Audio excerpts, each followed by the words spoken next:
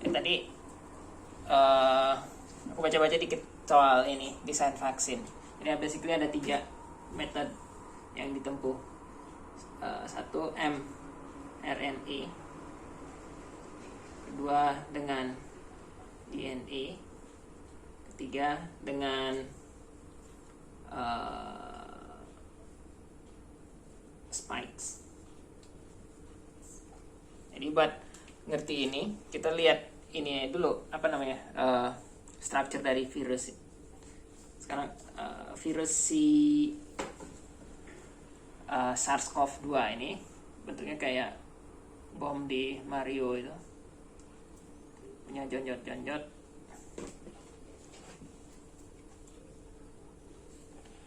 Ini permukaannya, terus dalamnya ada genetik materialnya, yaitu RNA. Bedanya RNA sama DNA ada 2 dan biasanya lebih panjang. RNA ini cuma 1 dan kadang-kadang sebagian kecilnya dari DNA yang dikopi untuk membentuk satu protein. Jadi untuk si SARS-CoV-2 untuk replicate itu, misalnya dia masuk ke sel, ini sel, dia nempel di permukaan sel, terus dia injek genetik materialnya ke dalam untuk di-replicate. Nah, apa yang dilakukan vaksin ini sekarang, gimana ngambil signature, ciri-ciri dari si virus ini untuk bisa dikenali sama antibody, sama immune system. Nah, satu cara yang pertama, si RNA ini diekstrak, dimasukkan ke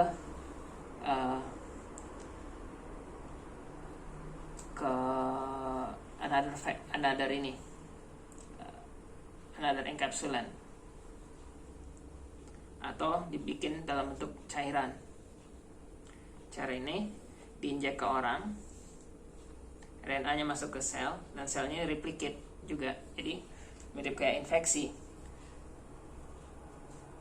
Direplicate sama selnya, cuman dan bakal keluar di luar si antibody bakal ini diharapkan mengenal ini sebagai benda asing. Jadi triggering immune system response. Yang pertama, RNA. Mana ininya? Kenapa ngapusnya, Bella?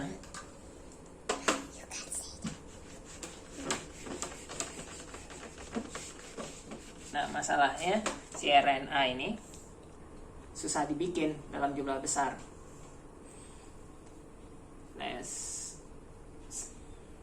Scale up. Kedua, dia less stabil. Jadi mesti disimpan di suhu lebih rendah dari 20 derajat. Jadi untuk transportnya jadi lebih susah. Ini dibikin sama Moderna perusahaannya dan yang lain-lain. Terus yang kedua, DNA.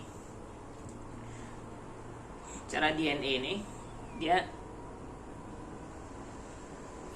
ngambil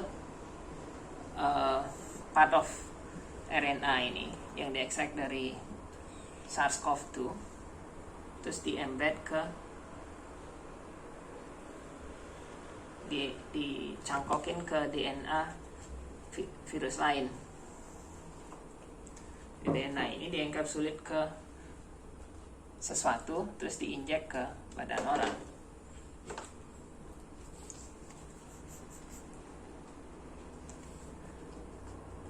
Terus injectionnya ini yang diharapkan dia setelah di badan orang trigger immune system, reaksi dari immune system. Nah, bagusnya ini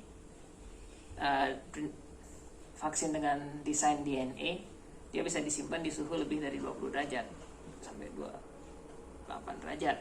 Jadi nyimpannya gampang dan bisa bertahan di suhu ruangan selama 2 tahun. Ketiga, bagusnya juga dia bisa dibikin teknologi untuk memproduksi dalam jumlah besar ini udah ada, jadi gampang dibikin. Jeleknya karena dia nggak replicating kayak RNA, dia mesti dibikin diinjek banyak, jadi perlu multiple suntikan berkali-kali. Yang ketiga, dengan spikes ini balik lagi ke prinsip si virus itu, banyak janjot.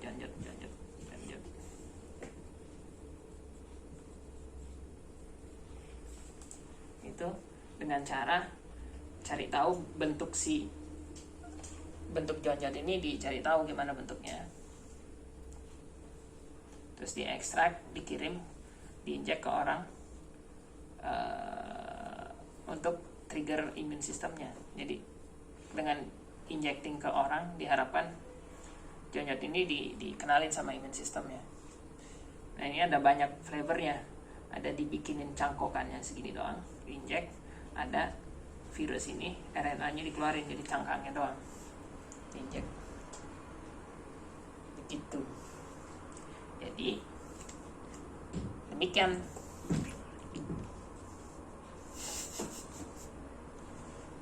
Sudah.